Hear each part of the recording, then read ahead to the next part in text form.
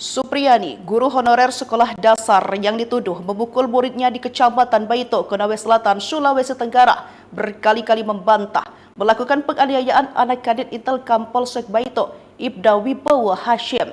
Karena itulah Supriyani tetap melanjutkan kasus yang dituduhkan kepadanya hingga persidangan. Supriyani yang terlihat tegar menghadapi masalah yang dihadapinya ingin membuktikan bahwa tuduhan tersebut tidaklah benar. Kuasa hukum Supriyani, Andri Darbawan, yang ditemui usai sidang membacakan eksepsi membenarkan pihaknya meminta kepada majelis hakim untuk melanjutkan kasus ini pada pemeriksaan pokok perkara. Hal itu lantaran untuk membuktikan jika Supriyani dikriminalisasi. Andri mengatakan apabila majelis hakim nantinya memvonis kasus ini dan pernyataan Supriyani tidak bersalah, maka pihaknya akan meminta pertanggungjawaban kepada oknum yang telah mentersangkakan dan telah menahan Supriyani. Dalam hal ini pihaknya menyebut akan meminta pertanggungjawaban kepada oknum yang menyeret kliennya ke persidangan. Sementara itu jaksa penuntut umum menyesalkan sikap penasihat hukum Supriyani yang meminta kepada majelis hakim untuk tetap melanjutkan kasus ini ke pemeriksaan pokok perkara. JPU dalam jawaban eksepsi Supriyani juga mempertanyakan sikap dari terdakwa